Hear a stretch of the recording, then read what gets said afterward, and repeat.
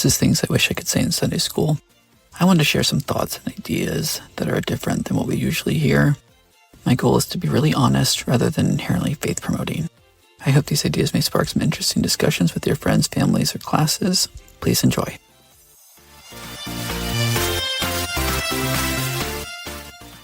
This is a lesson for January 26th through February 1st and February 2nd through February 8th. Genesis chapter 5 and Moses chapter 6 and 7. Today's topics are Enoch in the Gulf of Mexico, what Joseph Smith might have been thinking, and Zion. I'm covering both Enoch lessons because there really isn't enough content for 2 weeks. Growing up in the church, Enoch is held up as a major hero. He was the only one to actually build a Zion. Not even Jesus did that. I guess what kills me most about the story of Enoch is that I've heard people state with complete conviction that Enoch's city of Zion is now the Gulf of Mexico. These tend to be the same people that believe the lost 10 tribes are in an Arctic ice cave somewhere. But I think the idea that Enoch's Zion became the Gulf of Mexico after God took the city up is more mainstream Mormon mythology. The idea isn't based on nothing. Wilford Woodruff wrote down that Joseph Smith once said that when Enoch's city of Zion was taken, the Gulf of Mexico was left. However, James E. Talmage states pretty clearly that he doesn't take the story of Enoch literally. Just goes to show that all Mormons are cafeteria Mormons. With so much contradictory stuff, you do absolutely have to pick and choose what to believe. Even apostles do it. So let's think it through for a minute. The people are so righteous that God walks among them. God decides that the whole community needs to hide a kolob, I guess. Why take the land? What is the land going to do for them? God is the creator. He can create land for the people if he needs to, wherever they go after God receives Zion up into his own bosom. That makes way more sense than transporting or teleporting actual land. The people all need to be resurrected anyway. They should need stuff. So it makes no sense to me that all the people and land and stuff big enough to fill the Gulf of Mexico would be taken up to God. Only the people really matter. It's the people that are God's children. The rest is just stuff. I also have to comment about the size. The Gulf of Mexico is huge. No one single community of people can occupy a space that large. Once you get over a certain size, it can't be considered a community anymore. It will naturally divide up into multiple communities. Also, how many people are we expected to believe filled that much space? This was still relatively early after the creation of the earth. If we're supposed to take the story of Enoch seriously, they really shouldn't have gone that extra step to identify the area as the Gulf of Mexico. It raises too much incredulity. Next, I want to delve into considering what Joseph Smith might have been thinking with his story about Enoch. I want to state that Joseph Smith was really good at picking out little things in the Bible that he could elaborate on. Here, he picked up the small verse in Genesis chapter 5, verse 24, and elaborated. I'll read it.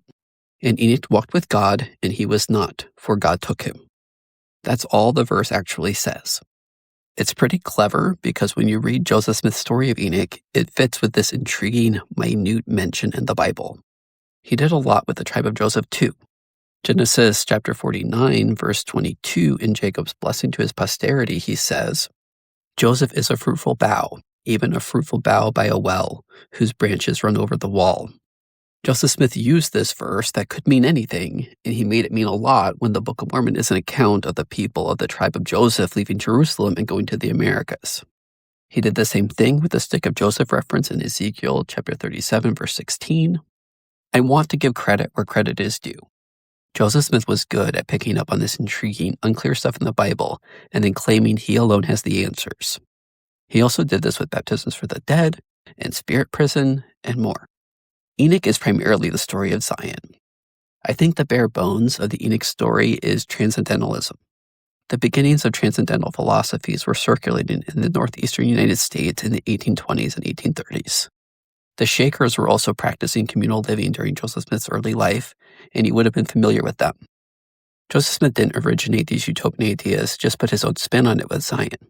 My take is that Joseph Smith had rubbed shoulders with some of these philosophies and communal communities. He was drawn in. Honestly, I personally feel really drawn in by utopian philosophies too. I really like the idea of Zion. I get it. I think that gave him the inspiration when dictating these chapters in the Book of Moses.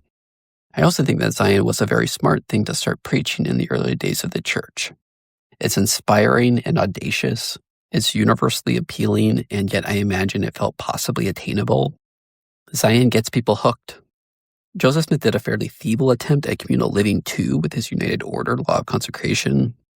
And Enoch wasn't even Joseph Smith's first utopian story. There are several utopian moments in the Book of Mormon. But Enoch is a much loftier ambition. Next, I'm going to talk about Zion. I'll start with reading Moses chapter 7, verse 18. And the Lord called his people Zion, because they were of one heart and one mind, and dwelt in righteousness, and there was no poor among them. I've spoken about Zion on the podcast before. My main point was that there are basically two paths to a group being one. The first is through conformity, individuals changing themselves to fit the group mold. The second is by the group expanding its definition of belonging to be more inclusive. I still believe this, but I wouldn't consider the conformity community Zion.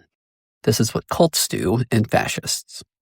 The people may become one, but it's nothing like Zion. It's the opposite of good. When I was covering the Book of Mormon a couple of years ago, people would live like Zion for a little while, and then things would get divisive. While most Mormons and the Book of Mormon itself just identify pride and prosperity as the issue, they become prosperous and then forget God. I said that the main problem was wealth disparity. Wealth disparity is defined more clearly, and I don't think it is really considered a sin by most people, yet it leads to the downfall of societies. In a people, wealth disparity creates the opposite of Zion. The people cannot be one because the wealthy people do not associate with the poor people. They want division. Wanting separation from certain people is ungodly, whether it's because of economics, education, skin color, gender, sexual orientation, religion, or anything. Wanting to be separate is wrong, but it's also very common and is pretty normalized in society. I just want us to be able to see it for what it is. Zion is about accepting everyone, not about getting rid of everyone who isn't like us. Any divisive attitudes work against us building Zion. I do think that large wealth disparity is a huge signifier of an unhealthy society. Last year, when I was covering the Doctrine and Covenants, my take on Zion was to take the principle of expanding belonging and apply it to our families. I have seen a lot of parents push conformity on their kids. I've also seen spouses push conformity on their partner. I see a lot of problems with this. Fundamentally, the message is that love is conditional. You have to change yourself to meet the authority standard in order to be accepted, belong, be loved, whatever. Let's consider if this works smoothly in a family. Everyone conforms to the authority figure. The family members don't make a fuss and make individual life choices to please the authority. It can look like everyone is happy from the outside based on the lack of conflict and the appearance of unity. However, the individuals are limiting themselves in order to conform. They are setting aside their own wants and desires in order to please the authority and belong to the family. Internally, the individuals feel so stifled. They are not happy. The family value is the appearance of happiness, not actual happiness. And that's a best case scenario. Now let's consider the other option. Basically, you start from a position that everyone belongs no matter what. It's the job of the group to love and accept every individual. The family value is love and acceptance. Then if one of the kids is gay or leaves the church or wants to go to college across the country or never wants kids of their own or drops out to be a travel influencer, it doesn't matter what they figure out about their identity or whatever life choice they make that's disappointing to you. You just love and accept them. You expand yourself and grow as a person. To me, that is a picture of real freedom. I personally think that feeling free is the real root of happiness. Yet, I'm not entirely opposed to all pressures of conformity, but I think they should be internal. You can choose to adapt yourself to your group or family, but I want the motivation to come from you. If you can see the good in the group wisdom, I actually think conforming to the group is great. But I don't think demands to conform from the authority figure in order to belong to the group or family are good. I think it leads to a lot of problems. Enoch's version of Zion is really unclear how it came to be. Basically, all we get is that he preached to the people and then created the city of Zion. I would imagine that love would have to be the constant message that Enoch would have preached in that scenario. When I think about the possibility of creating a Zion now, I have lost faith that it's possible. I see so much division in the United States, more than ever before in my lifetime. It still feels like it's getting worse.